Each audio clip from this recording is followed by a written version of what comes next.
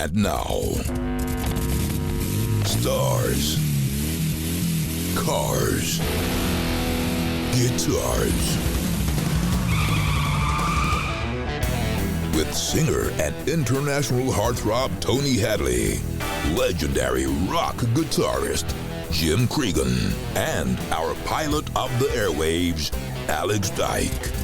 Stars, cars, guitars, the podcast. Coming up. It is the most brilliant thing when you have a number one. It is. It's a great And thing. I remember what I had for breakfast. We were in a nice hotel. When I got the offer to join Rod's band, the first question, will there be any drinking? And when we did Band Aid, it was like, came off a plane with the Duranis, had a right session the night before. I thought we weren't allowed to mention Duran Duran. You said, TH is in the room, do not mention Duran Duran. Stars, cars, guitars. So welcome to Britain's brand new, most exciting rock and roll podcast. My name's Alex Dyke. Hello, Tony Hadley. Hello, how are you, mate? You all right? It's great to see you. Good And to see you. this is going to be so much fun, isn't it, Jim Cregan? No, I don't think so. I'm ready to leave. You will be gripped, I promise you. Tony, would you like to introduce yourself? I'm Tony Hadley and I sing a bit. Yeah. And stuff. I'm sort of stuff and sing a bit, Well, you've had number ones. You've played Live Aid. You've got one of the best voices in the business. You were a bit of a pin-up in the 1980s. And What do you mean? Oh, wait, were? what's that were? Yes, you what's were. the bit? All right, that's it. Out the door. That's it. I've We're had going down enough the of pub. you. We're not having any more of this. Yeah. Yeah, well, do you know what the weird thing is now? Is that, when I had a young lady come up to me and she said, could you sign this for me? And I thought, yeah, of course I will. Yeah. She said, it's for my granny. and it's a bit of a worry when you get to that stage. I've done the daughter, I've done the mother, I'm there at the granny stage. But I'm optimistic that I can, sort of connect with a younger generation. I feel confident. But I think grannies these days, they look a lot younger than our grannies did. It's certainly more than my granny did, I tell you. Jim Cregan, would you like to introduce yourself? Hi, I'm Jim Cregan. Well, we know Is that it? Is No, that do the spiel. Oh, okay, the spiel. So I'm a guitar player. So this guitars, stars and cars business, I'm supposed to be the bloke who knows a bit about guitars. And as Jeff Beck said very wisely to me, Jim, remember, the fat string goes nearest your chin. And from there, I've Do you play had that a whole... high up then? Are you one of these players that plays Yeah, the guitar? yeah, I like it slung down. nearest your navel.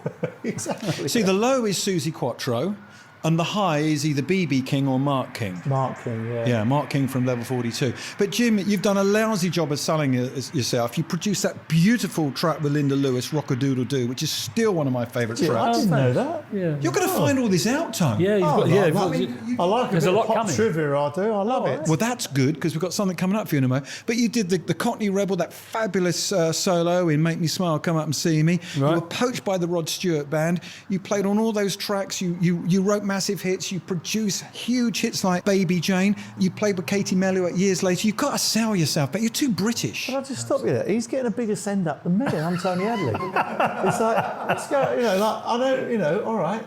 Yeah, but everybody knows that you are, Tony. The only reason I've Do done they? more than you, Tony, is because I'm that much older. I'm old enough to be your granny. I've just got to go How for old are the you, change. Jim? 74. You look good on 74, mate. Thank you very much. Well, That's not more like bad, not 73. That's his showbiz age. Can anyone have a showbiz? I've lied up 10 years. I'm actually Yeah, only you can't have a 64. showbiz age anymore now, can you? Because of Google. Everyone's got to be honest, or you're found out. Well, Yeah, I was going to lie, but actually now you mention it, it's a good job I didn't. Well, everything you do now, isn't it? It's all out there, isn't it? You can't. Actually, that's an interesting thing. One of the disappointments for me is that you can't just get up and jam with some band in a club anymore without appearing on YouTube or Facebook or somewhere.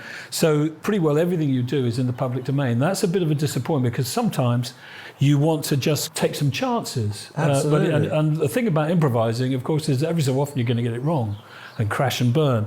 And you really don't want that to be all over the place. If you're a famous Manchester United footballer and you pull a bird, Yeah. you don't want to go back to the Lowry in Manchester because all the doormen are on a tape with the press. Yeah, So yeah, therefore, I tell you what, I'm going to be ever so discreet and I'm going to take this woman. No, they don't talk like that. But anyway, and all of a sudden they go back and they're in the press. Barbican, someone told me that a lot of these girls that go out to trap these footballers The footballers are kind of like, well, I don't mind you selling the story as long as you say I was good. So,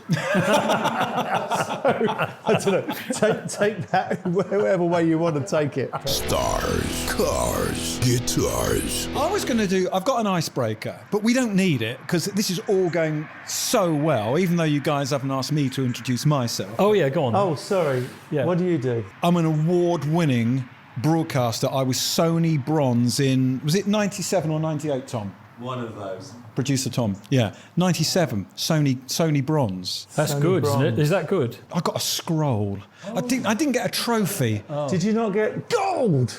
Oh! Sorry. Ka-ching! I had to get it in somewhere.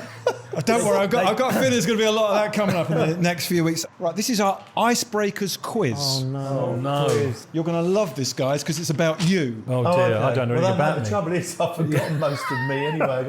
Can't remember what I did last week, let alone back in whenever it was. I've called this Greatest Hits. Okay. Jim Cregan, your first British hit was Rock-a-Doodle-Doo with the lovely Linda Lewis. Yes. It got to number where in the charts in 1973? 4, 6, 12, 9, 11, 15. 15. You were top 20, but you missed the top 10, and you okay. didn't score a point.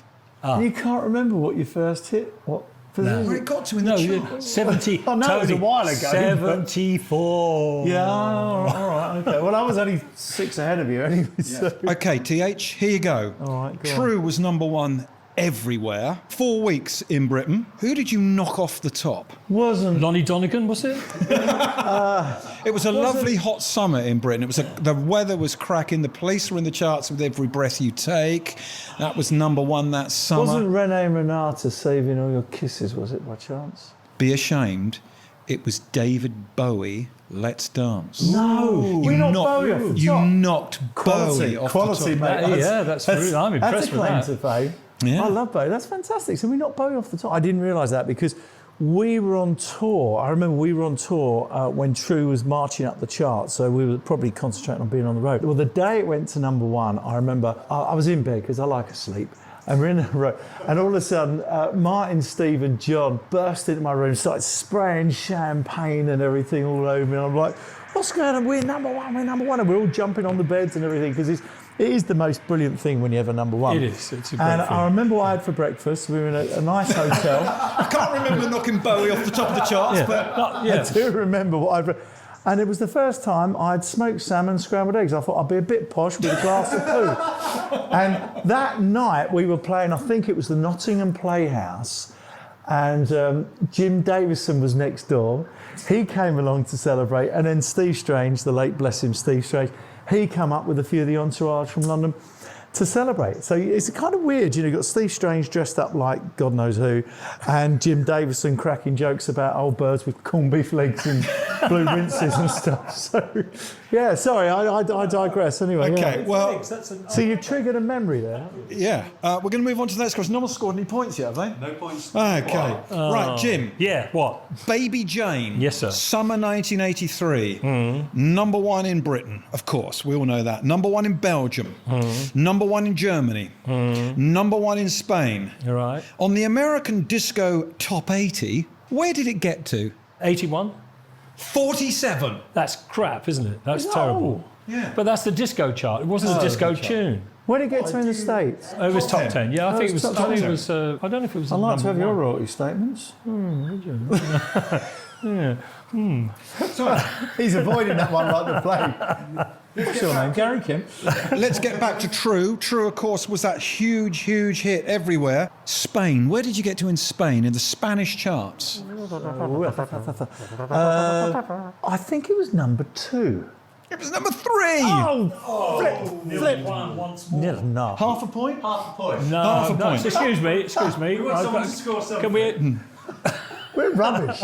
I knew we'd be rubbish. When we get to things like quizzes on our own stuff, I'll probably tell you, easier where Duran got to. I thought we weren't allowed to mention Duran Duran. You said, if TH is in the room, do not mention Duran Duran. Yeah. Oh, I love them. I love the boys. Jim, Come Up and See Me was #1 in the UK. You were knocked off the top of the charts by what song? Now, you were still living in Britain in 1975, and you should know this because there would have been a lot of disappointment with the band when you were knocked off the chart by a real huge superstar. It wasn't Lonnie Donegan again. Was it? No, it was someone who was massive on the TV. No idea. Telly Savalas. Oh, my goodness. How annoying is that? Paints 1,000. You know, even though you say we were in Britain, we were actually on tour in America, opening for the Kinks when we were #1, and we did the same sort of thing as you. We were staying at the Sunset Marquee. Yeah. And we weren't quite that posh. You were posher than us, mate, I tell you. I think ours was a Holiday Inn in Nottingham. I've stayed there, there's nothing wrong with that. No, there's nothing wrong with it, but it's not the Sunset Marquee, that's for sure. And so Steve Harley comes in. He was the singer in Cockney Rebel at the time. I think he still is, actually. Steve Harley and Cockney Rebel, I think. Yeah, and Steve arrived the day that we were at #1, and the guys had bought a pretend broken arm cast, which they got me to wear, right, and on my left arm. Brilliant. So that, you know, as a guitar player. And we were all around the pool, and Steve comes in, we're at #1, that's isn't it? And he saw me and he went, Jim, what the hell? I said, nothing, it's just a scratch, you know, don't worry about it. And then I stood up, and then one of the guys pushed me in the pool, right? Well, I was in, I think I was, I wasn't fully dressed, I was probably in my swimsuit. And of course, Steve went absolutely mental. What are you doing? He's got a broken arm. This is terrible. The whole tour's cancelled and everything. And then, of course, it dawned on him that it was all a prank. So that was our celebration of being #1. We nearly fell for that. God, I wouldn't have preferred. Is there a story behind why he wrote that particular song? Well, yeah, I'm afraid I didn't write that. I wish I had. I played the guitar. No, but that's Steve yeah, wrote it was about the earlier band. I was in that's Cockney what I Rebel heard, Mark II. The original band, because Steve it was really Steve's band. He was the principal songwriter. Yeah, he was. He was the principal songwriter. In fact, maybe the only songwriter. And that leads me to one of the reasons that I left, because I've been a songwriter my whole life. Yeah. And I wanted to write with Steve, and Steve wasn't having it. And then when I got the offer to join Rod's band, the first question after, you know, will there be any drinking? The second question was, is there any songwriting coming up for this? He said, oh, absolutely. I said, I want to write with, guys in the band, you know. He was interested in having the same kind of vibe with the guys in the band as he had with the Faces. He really liked that camaraderie of the group. Well, that's the same with me. And I mean, you know, we've got a couple of new songs that write with the band and stuff. And I love writing with the band and other people, because, you know, sometimes when you write on your own, it's just, you can write on your own, and I've written on mine, but I much prefer it when you can bounce over somebody else and everything else.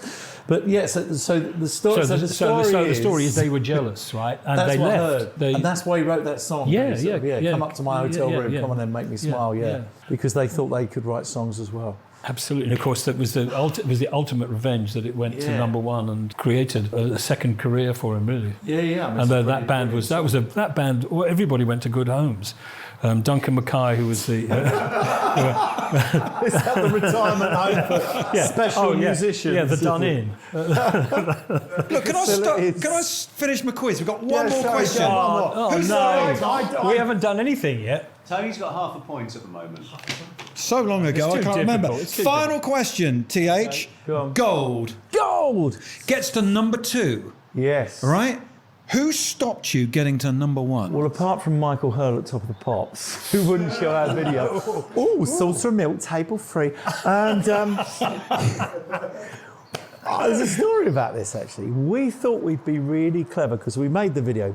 Bloody awful video, I think. It's rubbish, just wandering around in the Spanish savannah. And the director walked out after 2 days of making the video, so the assistant director had to try and finish it, and, you know... Why did he walk out? That's not a rude question. He thought he was being compromised by the assistant director. Oh, okay. And so, you know, handbags at dawn, one of them walked out and happened to be the director. So we were left in Spain with an assistant director who wasn't as good as the director, obviously, because that's why he was an assistant. And we finished the video. I think it's a bloody awful video, but we thought we'd try and be clever. And we'd done a couple of Top of the Pops appearances with Gold already, and thought, well, and I think I've got this right. Let's pretend we're not in the country, so we can't perform on Top of the Pops, so they have to show the video. And we thought that would have clinched it to number one. Yeah, of course, yeah. So we weren't actually out of the country, I don't think. We were just at home. We just pretended. And I think Michael Hurl got wind of this and wouldn't show the video. Oh, and it was Casey and the Sunshine Band. Casey and the Sunshine Band. Yes. His big comeback hit. His only number one. Na na na na na na na na na na. Baby, turn it back. Take it back, yeah. No, not take it back. Jim, come on. No. Come on, help. No, John. Not take it back. No, I'm loving watching you suffer. Na na na na na na na na na na. Baby's coming back. Baby's coming back. Coming back. No. Coming back. Oh, for God's sake! Shut up. Help him out. It's give it up. Give it up. I knew it was something like that. All right. So the winner. There's a half a point for Tone. You got a brown paper bag. Okay. This is your greatest hits prize. Oh, brilliant. Oh, Jim Cregan, autobiography. Oh, yeah. Forward by Sir Rod Stewart. Wow, there That's you go. fantastic. Round of applause, please, everybody. Hey. Greatest hits. Tone, half a point. Half a wins by half a point. This is Stars, Cars, Guitars with Tony Hadley, Jim Cregan, and Alex Dyke. My name is Red Pepper, and don't I have a lovely voice? It's that all-new exciting podcast, the one everybody's talking about. Well, I know Tony Hadley's talking about it and Jim Cregan, and I certainly am. Hi, my name's Alex Dyke. So we're just going on a rock and roll adventure. We all love cars. We all love rock and roll and celebrity and songs, and we want to go on some really good adventures. We're just bedding in. We're just gelling, and I wanted to mention Live Aid. And before I get your memories, Tone, I thought that Rod Stewart was going to play Live Aid, and I think the thinking was Rod's in America, he will be on stage in Philadelphia. Why did you guys, Jim, not play Live Aid? Okay, so I was the band leader, musical director, etc. And when I heard about Band Aid, I said to Rod, would you like to do this? He said, yeah, I really would. So I said, well, why don't you leave it to me to see if I can get all the guys together? So I called all the guys in the band and I said, listen, we're going to fly ourselves to Philadelphia. This is a charity event. It's not coming out of Rod's pocket. Are you up for it? We'll all fly ourselves to Philly and we'll do this show. And it's a really important moment for us, helping the charity. And so I got everything organised. And then Rod's manager, who shall be nameless, got on the phone to the organisers and said that, well, I really need Ride to go on. When it's going to be broadcast on NBC or CBS or whoever is going to take it. It's going to be between the hours of 7 and 9 or something. And I need Rod to be on during that period. And the organisers said, no, there isn't any. Nobody's calling anything. We don't know when people will be on. That's not how it works. You're invited to come and do it, and that's it. So the manager said, well, we won't be doing it then. No. And so I watched it on TV like everybody else and sat there, and it was like, for me, it felt like I was walking past a building where there was a party with all my friends were in this room and I couldn't get in. It was just heartbreaking. Because for some reason I got it in my, I thought Rod did it in Philadelphia. And but I know, and that's true because it nearly didn't happen in Philly. I mean, it was chaos trying to get all the bands organised and stuff like that. And it was a last minute kind of hurrah to get Philly online and stuff with all the artists. I was told that when they did, for instance, the Live Aid single or the American version of it, USA for Africa. Yeah, USA for Africa. And when we did Band Aid, it was like, came off a plane with the Duranis, had a right session the night before. Oh my God, there's photography. So from going from a seedling of an idea to do Band Aid, the Band Aid record, all of a sudden there's fans outside, there's photographers and cameramen and everything else. And it was like, I feel terrible. I look terrible. Quick, get some makeup and some hairspray, let's head to the Ozone, But when we turned up at the studio, which was Trevor Horn's place down in Notting Hill Gate, it literally was, we all turned up, and it was cup of tea and a custard cream. That's what it was like. It was a chicken drumstick and a sausage roll for lunch. Right. And we all had a good laugh. Francis and Rick from Quo, bless him, Rick Parfitt, lovely man. They were keeping us entertained and it was brilliant. But when they did the USA for Africa, people were turning up in full stage gear, makeup. By all accounts, the buffet was like, lobster and it was like, hold it, we're trying to save people starving. It's, it kind of missed the point. The irony was not... That's what I heard anyway. Yeah. Bob Geldof, I interviewed Bob Geldof and he said, ours was special. USA for Africa, which I love that single. That was great. He said it sounds like a Coke commercial. He was not... Sounds like a Coke Grumpy commercial. Bob. He's a funny guy. He's a very forceful chap in a lot of ways. Bowie, he can. I love him, but he can be. Tell me about Live Aid, because I know you're a massive Bowie fan. So you're now on stage with your peers and your heroes. Do you think I'm in for the day? I'm not leaving until they chuck us out. And was there a party at the end? Do you approach Bowie because actually you're both on the same chart, on the same bill? Do you hang back because you think that's the cool thing to do? Do you hang back out of nerves, or do you think, oh, what the heck, I'm never going to see him again, I'm going for it? Well, I'm pretty much one of those people who'll go, I'm going for it, And I just said hello to everybody. They're all my heroes backstage. Hi, how are you? I'm Tony. I'm like a kid in a sweet shop. So what did you say to Bowie? Oh, I can't remember. I mean, the thing is, the nerves that day, I think, were just incredible. So we were all so nervous. I mean, you're thinking, don't let the satellite go over a cloud. Not that there's any clouds in space, but you know what I mean. Please God, it all works. You're thinking, make sure you sing all right. So, and there's Prince Charles, Princess Diana there. So the whole day, if I'm honest, some of it's a blur because you were so anxious and so nervous about the whole thing. Do you remember if there was a party afterwards, or did you think, oh, it's 10:30, I'm going to get going now? No, there was a party afterwards. I mean, my one sort of memory, and I mentioned this on several occasions, is that myself and Janice Long, who's lovely, lovely DJ and stuff, and we were standing at the side of the stage, 80,000 people, were on stage, and that rocking all over, they started doing rocking all over. And myself and Janice, we looked at each other and we just went, wow, this is really... And literally hairs on the back of you. You saw the audience and it was just incredible. And I went into the Royal Box, watched it all. I've got my Live Aid tickets, my Royal Box enclosure tickets and everything else. Yeah. So it was a real day. It really was a day. But after the show, we all went to Legends afterwards. And loads of the artists and wives and family and stuff. And we went there. And from a normal person's point of view, you're thinking, you're going to have the party of your lives. We were absolutely knackered. Yeah. It meant mental exhaustion sort of took over, I sort of turned to Brian Mack, I don't know about you, but I don't think I can stay much longer. Right. So a couple of glasses of Vino Collapso, and we had to go. I was absolutely pooped. It was that kind of a day, yeah. Yeah, I get it. Yeah. Jim, can you remember watching, because we had Live Aid in the UK, but we dipped into America. I don't know who they edited out so we could see it in America at the same time. I looked at the poster the other day and Elvis Costello's on the poster. I've got no memory of Elvis Costello being at Live Aid. Maybe he didn't turn up. He did. He played All You Need Is Love. Oh, he played All You Need Is Love. All right. Thank you, producer Tom. Do you remember? Did you watch it with Rod? Was he? No, I watched it in my house on the TV. That was, and it was on MTV. It was on all day long. That was the thing that was so ironic about not doing it because we weren't going to be on the 2 hours of NBC or whatever it was. That anybody and everybody had MTV anyway, So it was from morning to night. The whole thing. I just sat there in front of the TV with my girlfriend and. It's such a shame, you touched there on the management and stuff. And so many times, it's not the artist that's a pain in the butt. It's the entourage, it's the tour manager, it's the stage manager, it's the management themselves. It's the assistant. It's the assistant of the assistant. No, you can't go in there.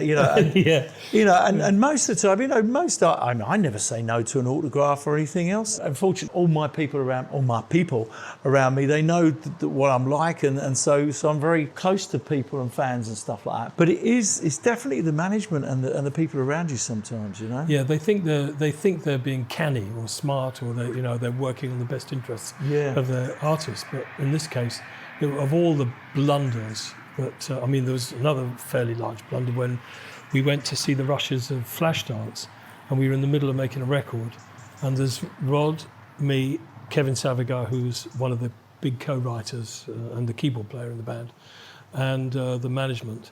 And we're watching Flashdance, and of course there's a insert song here bit. They said we want something, and they had something temporary in there. They said we want something of this tempo, an original song. And I said, that song we were working on yesterday, we were actually making the record at the time. that would go right in there. And I'm not sure if it was Rod or the management said, no, who's going to want to watch a film about a girl who's a welder? It did. A mate of mine had a song which was a demo that he did, right? And the demo got into the thing, and it did something like 15 million. No. And our album did about 3 million, which is still good. It wasn't, Maniac or something like that? Yeah, it was, Maniac, yeah. Maniac. Yeah, that was we would have had that slot because they offered. No. Yeah. Maniac's a great song. Oh, it is. Yeah. So, don't know what your song was like, but that is good. I think it was ours with Rubbish. So, unbeknownst to me, we were offered Giorgio Moroder's "Take My Breath Away," which Berlin covered. Yeah, great song. And Berlin, great band, stuff like that. And we turned it down. When you say we, another one. All of you collectively, or did you never get to hear about it? I never heard about it. Well, I think it was deemed that we're a band that write our own songs. Okay, all right. And so and Terry Nunn, who I know and have met, and it's like, and does a fantastic version. What our version would have been like, who knows? But to have worked with Giorgio Moroder and Top Gun, Take My Breath Away. I know, yeah. But great song. It's similar vibe. Well, we did the original version, the original recording of "That's What Friends Are For." That was the huge hit, Stevie Wonder. Great song. Dionne Warwick. So we were given that song. It was Carol Bayer-Sayer. And I can't remember who else wrote the music. Diane Warren, was it? It might have been Diane Warren. Anyway, so we were given this song. So they wanted us to do this song for a film. Night Shift, I think the film was called, about shenanigans going on in a mortuary. We're in the record plant cutting this song, and we're doing an okay version of it. It's all right, and Carol Bayer-Sayer's down there, and we're doing everything we're supposed to do, and Rod does a good vocal and all the rest of it. We're just cutting this especially for the movie. I remember saying to Rod, "This is not a bad song, is it? I mean, it's not really the kind of thing we would write, but we haven't got a single at the moment. Why don't we put this out as a single?" And somebody, I don't think it was Rod, I think it was the record company, went, "Nah, not really. No, I don't see it." And then it was Song of the Year. It won the Grammy, and Stevie Wonder, played harmonica on it. But I mean, it was like, hang on a minute, how did that happen? Time in music and stuff like that. Yeah. Guys, we're out of time. This has been Stars, Cars, and Guitars, and I thought that was a lot of fun. I'm easily pleased. Yeah, you are easily pleased. Yeah. My goodness. Next time on Stars, Cars, Guitars. That's the thing about music. I mean, if you love it, I wouldn't give it up for anything. I'm not retiring, put it that way. I heard you were, Tom. The guide said, "On this room, Elvis, he decorated himself." And it looks exactly like the interior of a Holiday Inn. Yeah. Oh, we've hit a tender moment already in the podcast. I've got all emotional. Find us on Facebook, Twitter, and starscarsguitars.co.uk. Subscribe for more podcast gold. Stars, Cars, Guitars was produced by Tom Stroud.